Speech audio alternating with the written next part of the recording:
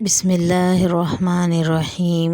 السلام علیکم، ہمارے چینل پر خوش آمدید۔ بھلا والدین بیٹیوں کے گھر میں کہاں رہ سکتے ہیں کہ بیٹیوں کے گھر میں رہنا ہمارے معاشرے میں نہایت ہی معیوب بات سمجھی جاتی ہے۔ میری شادی کو بمشکل 6 دن ہی ہوئے تھے کہ میرے شوہر کو اچانک سعودیہ سے کال آ گئی کہ میرے شوہر کی چھٹی ختم ہے، ان کو واپس جانا تھا۔ میں بہت پریشان ہوئی تھی، گھر مہمانوں سے بھرا ہوا تھا، مگر حالات کچھ اس طرح ہوئے کہ میرے شوہر کا واپس جانا ضروری ہو گیا تھا، کیونکہ اگر یہ جاب بھی ختم ہو جاتی تو دوبارہ اچھی جاب ملنا بھی آسان نہیں تھا۔ میرے شوہر نے مجھے بہلا پھسلا کر راضی کر ہی لیا کہ میں ان کے جانے پر اعتراض نہ کروں۔ میں اپنے شوہر کی مجبوری کو سمجھ رہی تھی، اس لیے خاموش ہو گئی، اور پھر میرے شوہر سعودیہ چلے گئے۔ ان کے جانے کے اگلے ہی دن میرے شوہر کے جو رشتہ دار رکے ہوئے تھے انہوں نے بھی واپسی کا سفر باندھ لیا، اور ایک ایک کر کے سب چلے گئے اور میں اکیلی رہ گئی۔ میں اکیلے رہنے کی عادی نہیں تھی، اس لیے پہلے ہی دن گھبرا گئی اور اپنے والدین سے کہا کہ میرے پاس آ کر رہ جائیں۔ اس لیے میرے اکیلے رہنے سے پریشان ہونے پر میرے والدین نے میرے بڑے بھائی کو بھیجا کہ وہ مجھے گھر لے آئیں۔ اس طرح اپنے شوہر کے چلے جانے کے بعد میں بھی اپنے میکے میں رہنے لگی، مگر کچھ روز رہنے کے بعد میرے شوہر نے مجھے کہا کہ اب مجھے اپنے گھر چلے جانا چاہیے، کیونکہ شادی کے بعد لڑکی اپنے ہی گھر میں اچھی لگتی ہے۔ میرے شوہر کی بات میں وزن تھا، واقعی مجھے اب اپنے ہی گھر رہنا چاہیے اور اکیلے رہنے کی عادت ڈال لینی چاہیے، کیونکہ آج نہیں تو کل میرے شوہر کو جانا ہی تھا کہ بات روزگار کی تھی، اور آج کل کے دور میں نئے روزگار ملنا بھی مشکل تھا۔ اس لیے میں نے واپس اپنے گھر چلے جانے کی حامی بھر لی تھی، مگر میرا دل بہت پریشان تھا۔ اتنے بڑے گھر میں اکیلے رہنا میرے لیے بہت مشکل تھا۔ اس پریشانی کا ذکر میں نے اپنے شوہر سے بھی کیا تو میرے شوہر نے مجھے تسلی دی کہ انہوں نے میرے لیے گھر میں رہنے کا بندوبست کر لیا ہے، کیونکہ مجھے زیادہ پریشانی رات کی تھی کہ رات کو اکیلے گھر میں مجھے ڈر لگتا تھا۔ میرے شوہر نے ایک بوڑھے چوکیدار کو گھر کی رکھوالی کے لیے رکھ لیا تھا۔ وہ بوڑھا شوہر کا جاننے والا تھا، اور میرے شوہر کے بقول وہ بہت نیک اور اعتبار والا آدمی تھا، اور اس بوڑھے آدمی نے صرف رات کو میرے گھر کی چوکیداری کرنی تھی۔ دن کو اکیلے رہنا اتنا مسئلہ نہیں تھا، اور پھر میں اپنے گھر واپس آ گئی۔ چونکہ گھر بہت دنوں سے خالی اور بند پڑا تھا، اس لیے بہت گندا ہو رہا تھا۔ مجھے ہمت نہیں ہو رہی تھی کہ میں اتنے بڑے گھر کی اکیلے صفائی کروں۔ پہلے تو میں نے سوچا کہ اس بوڑھے چوکیدار کا انتظار کرتی ہوں، اور جب وہ آئے گا تو اس کے ساتھ مل کر صفائی کروں گی۔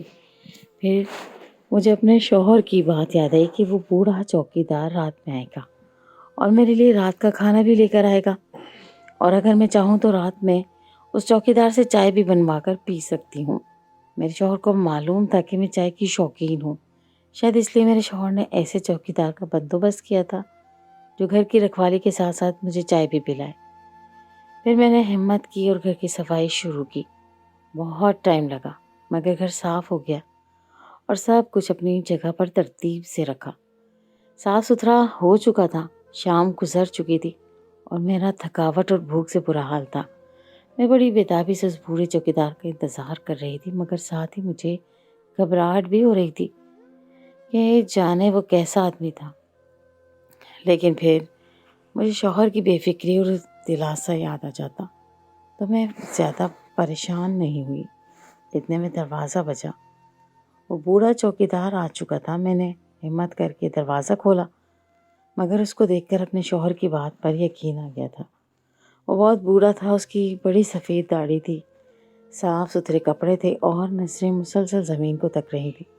حالانکہ وہ میرے والد کی عمر کا تھا، مگر اس نے ایک بار بھی نظر اٹھا کر میری طرف نہیں دیکھا تھا۔ میں نے اس سے اس کا نام پوچھا، اور یہ بھی کہ میرا شوہر اس کو کیسے جانتا ہے، تو اس نے بتایا کہ اس کا نام خدا بخش ہے، اور وہ میرے شوہر کے دوست کا خاندانی ملازم ہے۔ اس بات سے مجھے بہت تسلی ہوئی تھی، کیونکہ جو بھی ہو، خاندانی ملازم نہ دھوکہ دیتے ہیں اور نہ ہی کچھ غلط، اور میں تو پھر اس کے مالک کے دوست کی بیوی تھی، تو مجھے کیسے نقصان پہنچا سکتا تھا۔ میں نے مطمئن ہو کر کھانا کھایا اور چونکہ میں بہت تھک چکی تھی، اس لیے اس بوڑھے چوکیدار نے مجھے کہا کہ اگر میں چاہوں تو وہ مجھے چائے بنا کر دے سکتے ہیں۔ میں نے فوراً حامی بھر لی اور آرام سے اپنے کمرے میں جا کر اپنی والدہ سے فون پر بات کرنے لگی۔ تھوڑی ہی دیر میں چوکیدار میرے لیے چائے بنا لایا۔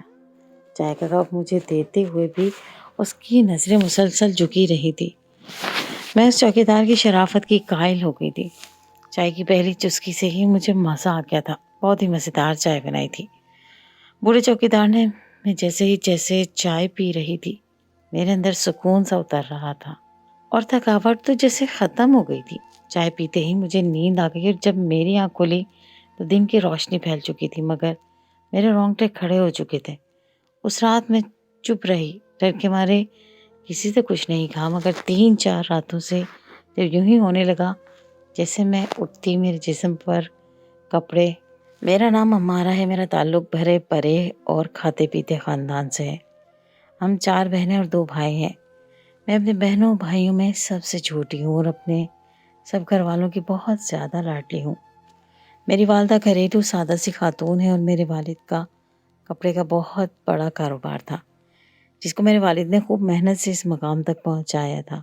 میرے دونوں بھائیوں نے تعلیم حاصل کر کے میرے والد کے ساتھ کاروبار میں ہاتھ بٹانا شروع کر دیا تھا، جس سے میرے والد کے کاروبار کو مزید بڑھاوا ملا تھا۔ میرے بھائی ہم سب بہنوں سے بڑے تھے۔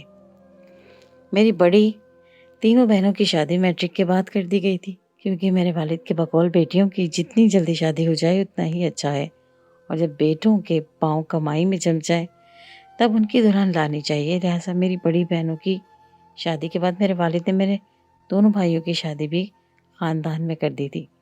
میری دونوں بھابیاں بہت ہی اچھی تھیں اور میری تینوں بہنیں اپنے اپنے گھروں میں خوش و خرم رہ رہی تھیں۔ میں بچپن سے ہی تھوڑی نکچڑی اور نخریلی سی تھی، اور شاید مجھ پر نخرہ جچتا بھی تھا، کیونکہ میں بے تحاشا حسین لڑکی تھی اور نہایت ہی نازک مزاج تھی۔ مجھے شروع سے پڑھنے کا شوق تھا اور جلدی شادی کے حق میں نہیں تھی۔ میرا ماننا تھا پڑھ لکھ کر اور پھر زندگی کو تھوڑا انجوائے کرنے کے بعد ہی شادی ہو، تب تک لڑکی میچور ہو چکی ہوتی ہے۔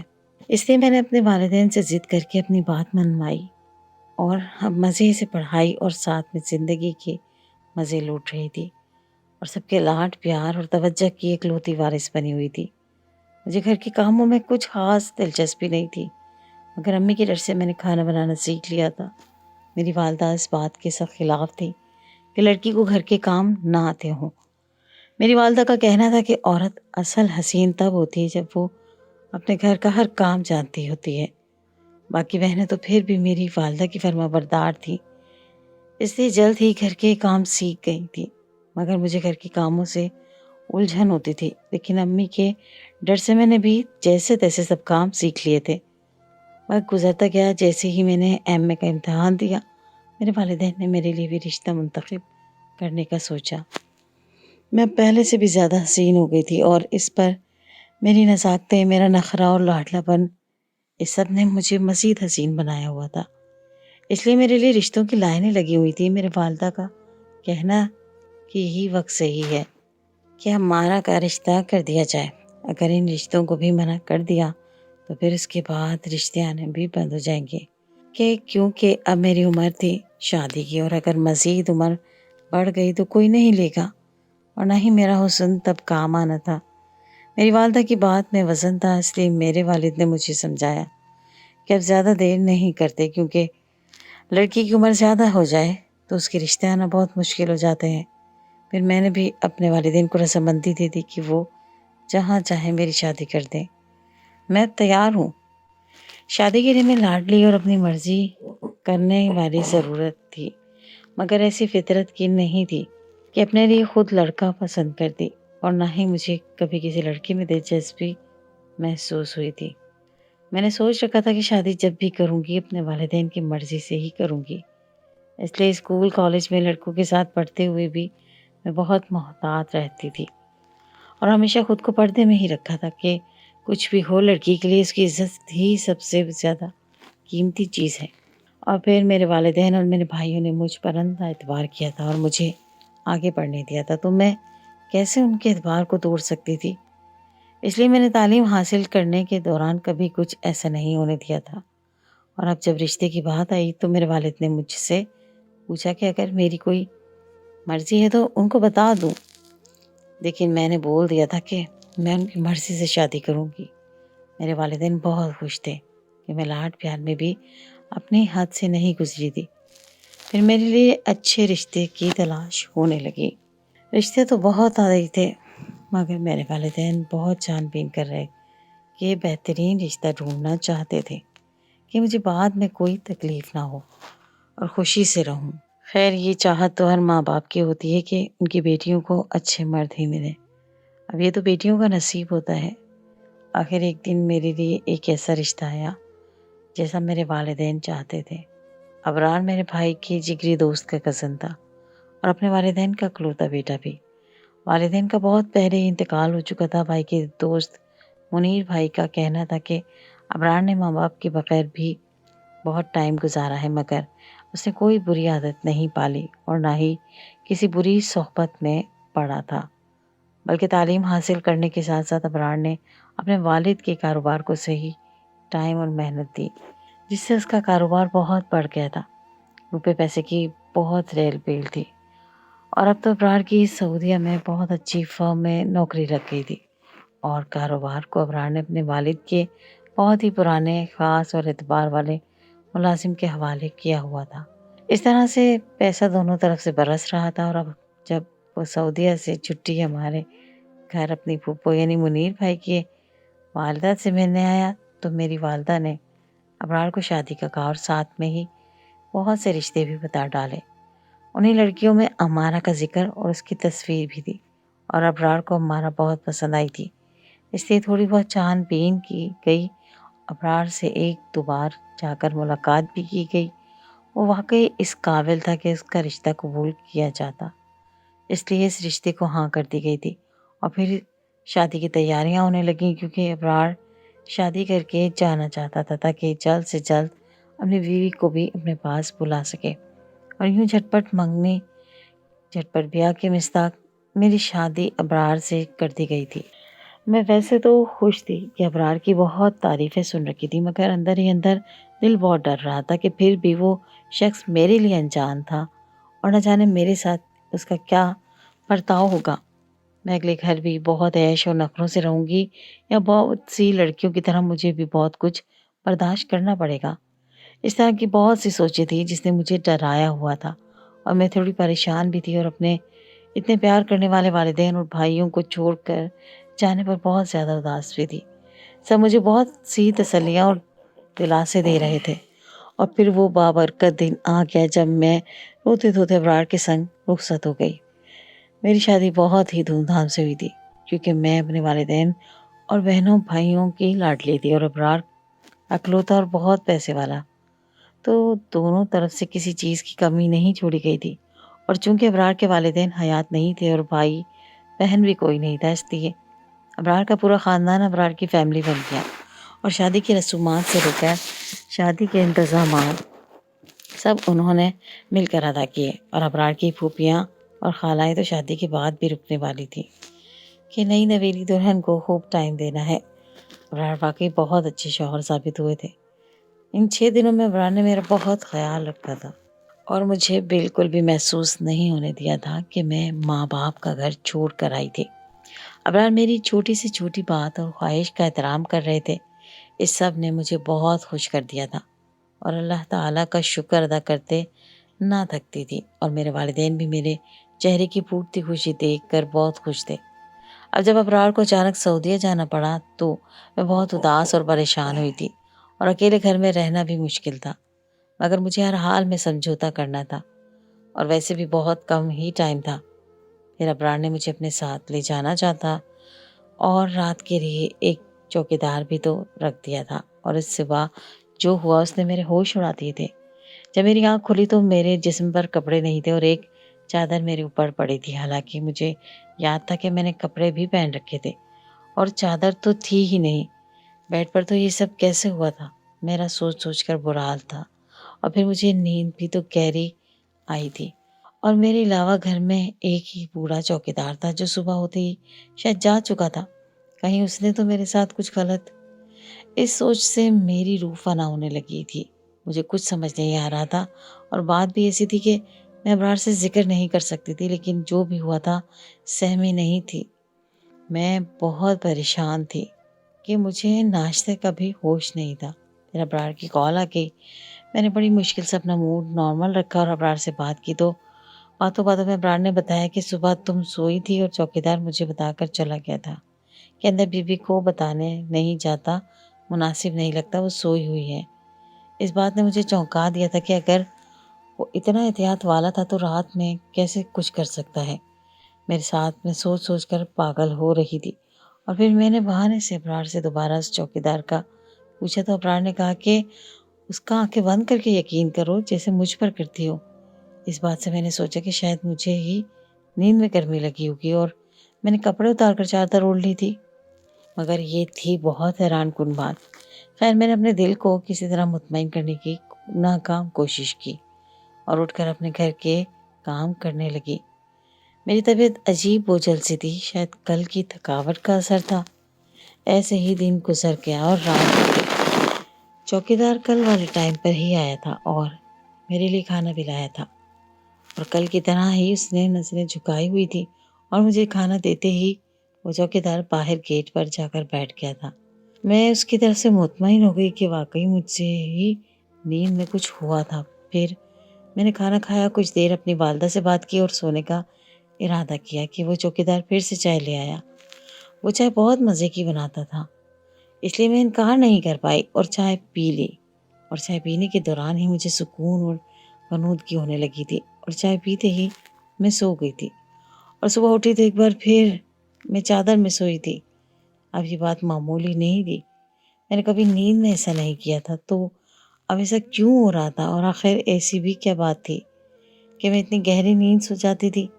لامتناہی سوچوں نے مجھے گھیر رکھا تھا۔ میں اپنے والدین کو بتا کر پریشان نہیں کر سکتی تھی، اور شوہر کو بتاتی تو ان کا دل برا ہو جاتا تو کیا ہوتا۔ میں بہت پریشان رہی اور کسی سے ذکر بھی نہیں کیا تھا۔ میں نے سوچ لیا کہ آج اتنا کام ہی نہیں کرتی کہ مجھے تھکاوٹ سے گہری نیند آئے اور کسی بات کا ہوش نہ رہے۔ سارا دن میں اسی سوچ میں رہی اور پریشان ہوتی رہی۔ پریشانی سے برا حال تھا، ضرور کوئی تھا، کچھ تو غلط ہو رہا تھا، اور اسی سوچ نے میرا حال برا کیا ہوا تھا۔ آج تو میں جان کر ہی رہوں گی کہ آخر کیا ماجرا ہے۔ اسی سوچ میں رات ہو گئی۔ رات کھانے کے بعد اس بوڑھے چوکیدار نے مجھے چائے لا کر دی، تو میں نے شکریہ بول کر چائے کا لے لیا، اور چوکیدار کے جانے کے بعد میں نے دروازے اچھی طرح بند کیا اور چائے کو چپکے سے غسل خانے میں بہا دیا۔ میں نے کھانا بھی بیڈ کے نیچے جوں کا توں چھوڑا ہوا تھا اور کسی بھی چیز کو ہاتھ نہیں لگایا تھا۔ چائے ضائع کرنے کے بعد میں نے کپ کو ٹیبل پر رکھا اور لیٹ کر آنکھوں پر ہاتھ رکھ لیا۔ آج مجھے نیند نہیں آ رہی تھی، اس کا مطلب کہ کھانے یا چائے میں کچھ ملا ہوتا تھا۔ میں خاموش پڑی لیٹی رہی، دل بہت ڈرا ہوا تھا، مگر میں آج ہر حال میں حقیقت جاننا چاہتی تھی۔ مجھے لیٹے ہوئے تقریباً 1 گھنٹہ گزرا ہوگا کہ میں نے کمرے کے دروازے کے پاس کھٹ پٹ کی آوازیں سنی۔ کوئی باہر سے میرے کمرے کا لاک کھول رہا تھا۔ اس بات نے میری جان نکال لی تھی۔ مطلب میرا شک صحیح تھا، کوئی تھا جو میرے کمرے میں آتا تھا، مگر میرا دل دھڑک رہا تھا۔ میں خاموش لیٹی رہی۔ میں مجرم کا اصل چہرہ دیکھنا چاہتی تھی، اور پھر دروازہ کھلا تو جو چہرہ مجھے نظر آیا اس سے میرے سر پر آسمان آ گرا تھا۔ اذیت اور تکلیف سے میرا برا حال تھا۔ وہ کوئی اور نہیں، میرا اپنا شوہر تھا۔ میں پھٹی پھٹی آنکھوں سے اپنے شوہر کو دیکھ رہی تھی۔ کپڑے وہی چوکیدار والے تھے، بس چہرے پر نکلی داڑھی اور نکلی سفید بال غائب تھے۔ میرے شوہر کو بھی شاید جھٹکا لگا تھا۔ میرے شوہر کو شاید اندازہ نہیں تھا کہ میں آج جاگ رہی ہوں گی، اس لیے ان کے چہرے کے رنگ اڑے ہوئے تھے، مگر میرا صدمے سے برا حال تھا۔ میں اپنے شوہر کی ہی ہاتھوں اتنے دنوں سے اذیت سہ رہی تھی۔ میری آنکھوں سے آنسو بہہ رہے تھے، اور ابرار بھی جیسے بولنے کی پوزیشن میں نہیں تھے کہ مجھے اور کیا اور کیسے صفائیاں دے۔ میں اٹھ کر دوسرے کمرے میں چلی گئی اور صبح کا انتظار کرنے لگی۔ پھر جیسے ہی صبح ہوئی میں نے اپنے بھائی کو کال کی کہ آ کر مجھے لے جائیں۔ بھائی پریشان ہوئے تھے، مگر لینے آ گئے تھے، اور ابرار کو دیکھ کر حیران ہوئے تھے۔ ابرار نے مجھے روکنے اور وضاحت دینے کی کوشش کی، مگر میں ان کی کوئی بات سننے کو تیار نہیں تھا۔ مجھے بہت دکھ ہوا تھا۔ میں بھائی کے ساتھ اپنے میکے آ گئی تھی اور بہت بیمار پڑ گئی تھی۔ یہ صورتحال میری برداشت سے باہر تھی۔ میرے شوہر کا یہ رویہ میری سمجھ سے باہر تھا۔ آخر انہوں نے مجھے اتنا بڑا دھوکہ کیوں دیا؟ میں نے خود کو کمرے میں بند کر دیا اور کسی سے کوئی بات نہیں کر رہی تھی۔ میرے والدین بہت دکھی ہوئے تھے۔ پھر اس طرح 2 ماہ گزر گئے کہ ایک روز مجھے منیر بھائی ملنے آئے۔ وہ میرے بڑے بھائیوں کی طرح تھے اور میں ان کی بہت عزت کرتی تھی، اس لیے ملنے سے انکار نہیں کر سکی۔ منیر بھائی نے مجھے کہا کہ میں ابرار کو معاف کر دوں، اس کا قصور نہیں تھا۔ یہ سارا فساد منیر بھائی کی بہن کا پھیلایا ہوا تھا، جو ابرار سے شادی کرنا چاہتی تھی۔ منیر بھائی نے مجھے کہا کہ ابرار سے ملوں اور اس کو بات کی وضاحت دوں۔ میں نے منیر بھائی کی بات مان لی اور ابرار بھائی سے ملنے پر راضی ہو گئی۔ ابرار بہت کمزور ہو گئے تھے اور بہت شرمندہ اور غمگین تھے۔ انہوں نے مجھ سے معافی مانگی اور مجھے بتانے لگے کہ میں جب سعودیہ سے واپس آیا تو پھپھو نے مجھے کہا کہ شادی کر لو، کب تک اکیلا رہو گا؟ اور پھر مجھے بہت سی لڑکیوں کے بارے میں بتانے لگی کہ ان لڑکیوں میں تمہارا ذکر آیا، مجھے تم بہت اچھی لگی تھی، اس لیے میں نے فوراً پھپھو سے کہہ کر تمہارے لیے رشتہ بھیجا تھا۔ میں تمہارے ہر ناز نخرے اٹھانے کے لیے تیار تھی۔ میں بہت خوش تھا اور شادی کی تیاریوں میں جی جان لگا رہا تھا۔ پھر ایک روز پھپھو کی بیٹی رائمہ میرے کمرے میں آئی اور جیسے کچھ بتانا چاہتی تھی۔ مجھے رائمہ اپنی چھوٹی بہن لگتی تھی اور بہت اچھی لگتی تھی، اس لیے میں نے پیار سے پاس بٹھایا اور بولا کہ جو بات ہے بولو، میں سن رہا ہوں۔ اس پر رائمہ نے مجھے بتایا کہ امارہ اچھی لڑکی نہیں ہے، اس نے سب کو بیوقوف بنایا ہوا ہے، سب کے سامنے معصوم اور شریف بنتی ہے، مگر حقیقت میں ایسی نہیں ہے، اس کا بہت سے لڑکوں کے ساتھ چکر ہے۔ میں اس کے ساتھ یونیورسٹی میں پڑھتی ہوں، اس لیے سب جانتی ہوں، وہ سب کو پاگل بنا رہی ہے، اور آپ کا تو پھر بھی اکیلا ہے۔ آپ جب نہیں ہوں گے تو وہ لڑکی لڑکوں کو گھر تک بلائے گی۔ رائمہ کی بات سن کر میرے سر میں دھماکے ہو رہے تھے۔ شادی میں 2 روز باقی تھے اور رائمہ نے مجھے ایسی بات بتائی تھی جس سے میرا دل ٹوٹا تھا۔ زندگی میں پہلی بار کوئی لڑکی اچھی لگی تھی اور اس کی یہ حقیقت تھی۔ رائمہ بہت معصوم اور اچھی لڑکی ہے، اور میری کزن بھی، جبکہ امارہ کو تو میں نے صرف تصویر میں دیکھا اور پھپھو کی زبانی سنا تھا، اس لیے رائمہ کی بات جھٹلا نہیں پایا۔ مگر اب کچھ نہیں ہو سکتا تھا، اس لیے میں چہ رہا، مگر سوچ لیا کہ تمہیں خود آزماؤں گا۔ اور پھر میں نے شادی کے 6 دن بعد جانے کا ڈرامہ کیا اور پھر چوکیدار کا روپ دھار کر تمہارے پاس آتا رہا۔ اگر تم بری ہو تو اس سب سے بھی نہیں گھبراؤ گی، بلکہ اس آدمی کو ڈھونڈو گی جو رات میں آتا تھا، اور دن میں بھی کوئی نہ کوئی آتا تمہارے گھر۔ مگر ان چند دنوں میں ایسا کچھ نہیں ہوا جو میں نے سوچا تھا، بلکہ تم مجھے پریشان اور ڈری ہوئی لگی۔ میرا ارادہ تھا کہ 1-2 راتیں اور آزما کر پھر میں تمہیں ساری سچائی بتا دوں گا، مگر میرا راز پہلے ہی کھل گیا۔ میں بہت پریشان، شرمندہ ہوں۔ اور پھپھو کے ڈانٹنے پر ان کو ساری سچائی بتائی تو پھپھو نے رائمہ کو بلایا اور سختی سے پوچھا کہ اگر اس بات میں سچائی ہے تو میں پھر جا کر اس کے گھر کو بات کروں گی، اور اگر تم نے غلط بیانی کی ہے تو ہمیں شرمندگی ہوگی۔ اس بات پر رائمہ رونے لگی اور بتایا کہ میں ابرار سے شادی کرنا چاہتی تھی، مگر انہوں نے امارہ کو چنا، اس لیے میں نے امارہ پر الزام لگایا، میں نے جھوٹ بولا تھا۔ امارہ بری نہیں ہے، مجھے معاف کر دیں۔ یہ کہہ کر رائمہ رونے لگ گئی۔ میں بہت دکھی ہوا، لیکن پھپھو نے مجھے سکی ماں والا پیار اور مان دیا تھا، اس لیے میں نے کچھ نہیں کہا، بس اتنا کہا کہ میری امارہ سے ملاقات کروائیں اور اس کو میرے لیے منائیں۔ یہ کہ کر ابرار خاموش ہو گئے اور پھر بولے، پلیز امارہ، مجھے معاف کر دو، میں تمہیں دل سے چاہتا ہوں اور میری نادانی تھی جس کی تم جو چاہو سزا دو۔ میں ان کی بات سن کر رونے لگی، مگر اتنے روز ابرار سے نہ مل کر ان کو بہت زیادہ سزا دے دی تھی اور ان کا زیادہ قصور بھی نہیں تھا، اس لیے میں نے ابرار کو معاف کر دیا اور ان کے ساتھ چل دی۔ آپ بتائیں میں نے صحیح کیا یا غلط؟